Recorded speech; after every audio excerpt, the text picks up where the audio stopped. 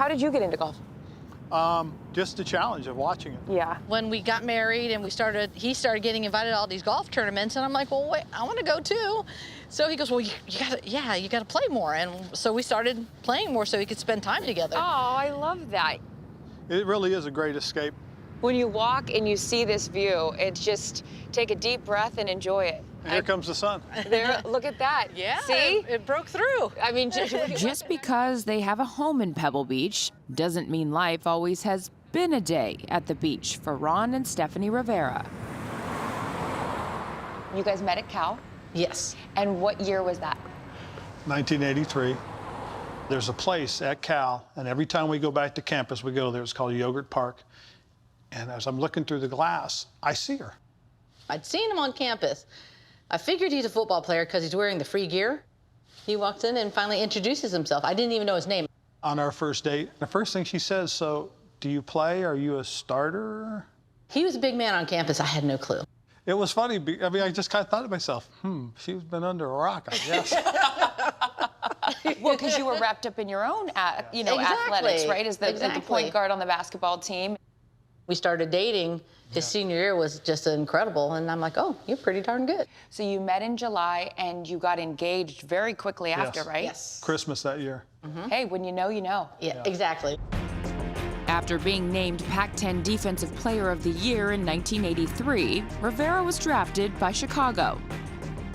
He spent 9 years with the Bears and was part of a Super Bowl winning team in 1985. When I retired, I wasn't sure what I was going to do. Worked in real estate. Two things that had happened that really catapulted me into coaching.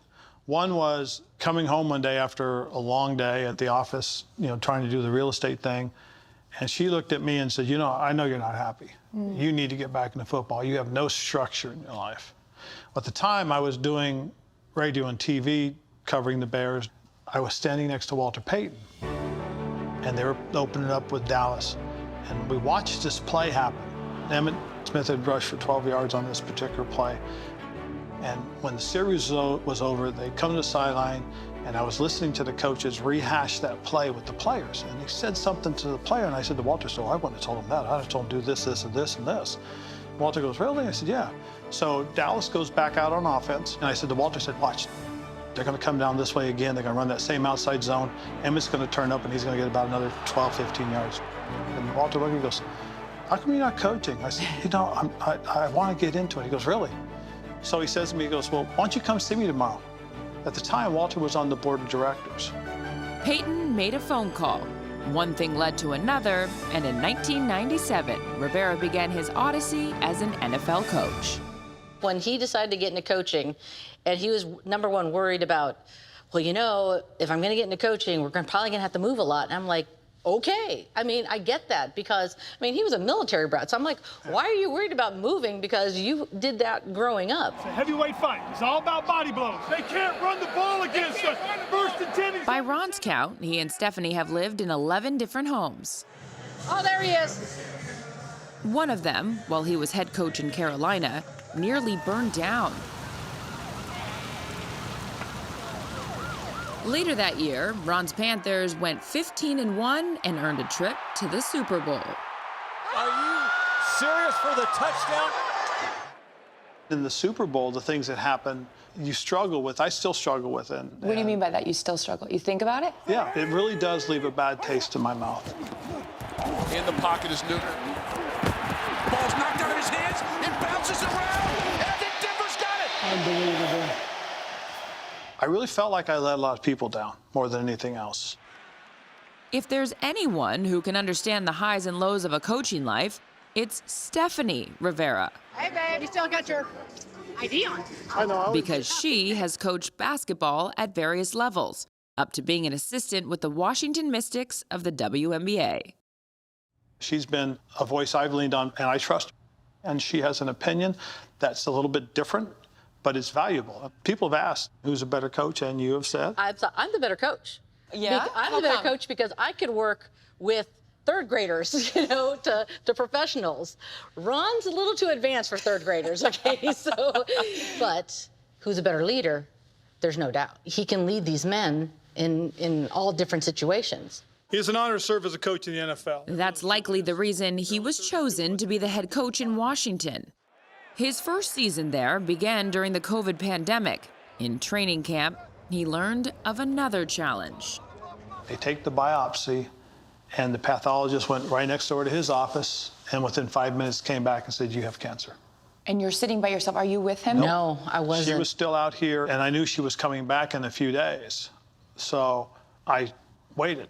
Yeah. How many days were you sitting with this information by yourself? That I had cancer, I think it was like 4, right? You know, unfortunately, you know, his brother passed from pancreatic, but we've had so many friends that have battled all these different cancers and survived. So I'm waiting to hear what kind. It was in the neck and in one of my lymph nodes. We found it early. It's very treatable and it's very curable. But the next hardest thing was I was going to have to tell my mom.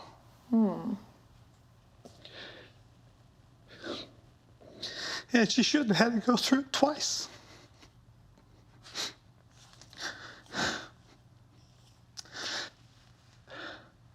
That was the hardest thing. You know, because she lost Mickey, and we, you know,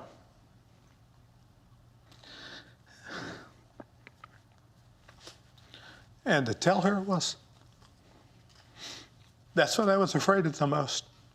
But what was interesting was, told her, then I told my dad, and he goes, "Oh, you're going to be fine." No. I started thinking, wait a minute, that's kind of a funny response. Well, I found out that he had had cancer, and he had never told any of us. What? No, because, you know. He had cancer and never told you guys? No, you know, he was in the military, and Mom and Dad didn't want to worry anybody. He had found out he had prostate cancer, and he had gotten it because of Agent Orange. He said, "Ronnie, just gotta go through treatments. Do what the doctors tell you.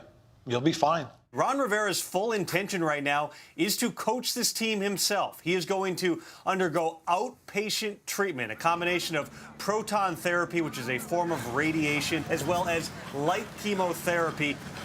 Was there a time, Stephanie, where you're like, you shouldn't be doing this? Why are you continuing to coach, or did it not even enter your mind? It didn't enter my mind because that was what was motivating him to continue his treatment. I think if he just came right home every day, that would have kind of reminded him that he is sick and just brought him down. That was one of the questions we asked was, well, can I work? "Oh, you should." So as soon as he said that, you should. I said, okay. He said, yeah. He said, you know, we've had people that don't stay active, that don't eat properly, end up in the hospital. And I'm thinking to myself, so I have to. Yeah. You know, I got to. I must.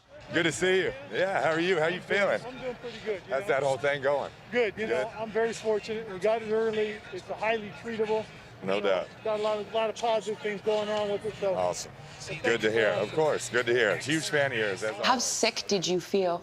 There were times when I felt like I was just, you know, I couldn't eat, but I had to eat, but I wanted to go throw up. When I started, I was in the 260 range, and by the time I was going through it, at my low point, I got down to about 232.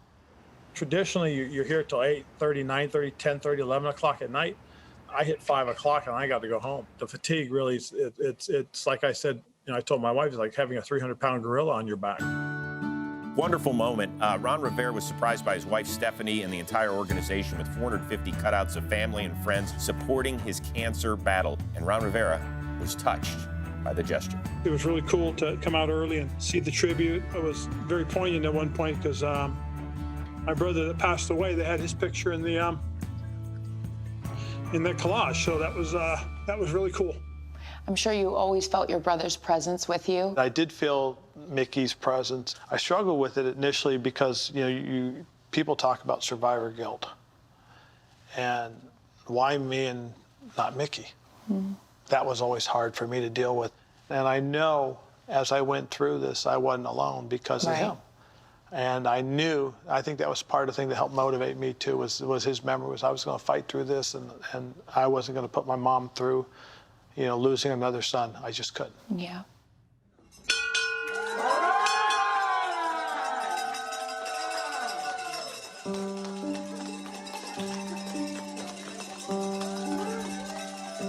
The doctors were at the end shocked by how well he did. Yeah. This is what was crazy. It really was. Both doctors said the same thing. Ron, I got to tell you what you did. Coach was amazing. I said, really? He said, yeah, I mean, you know, you're not missing a game. I know you missed a couple practices, but you were always there, and you always, you know, it was an inspirational thing. I said, well, doctor, I thought I was supposed to do this. He said, oh, no. He said, you could have taken a week or two off if you had to. You're like, you told me to go to work. Yeah, This is my work. Hey, you're an inspiration. A lot of people. No, I appreciate I know you hear it. that a lot, but I'm just telling you, it's the thank truth. you. The biggest thing, as they said, is, Ron, we're amazed because most of our patients are either in the hospital or on feeding tubes by the last few weeks. Or they have to take time off. And that he was able to still coach was amazing. In one of the strangest years in NFL history, the Washington football team has won the NFC East. Ron Rivera, that is just amazing. It's been tough, it's been hard, it's not been simple. But you persevered, you've done what people didn't think you could do. And it's just the start of who we can be. The one thing about having gone through all this, you know, we've been married a long time, and we've had our ups and downs, our rough patches. Everybody has a chapter that's tough. We've had some, and we've gone through it, we've persevered. You think about when you get married and you hear those, for better or worse, for sickness or health. And I told her it was amazing, because you realize that those really do mean a lot. I knew I wasn't alone. You're the ultimate teammates. All right, should we go golf? Yeah. All right, let's go golf.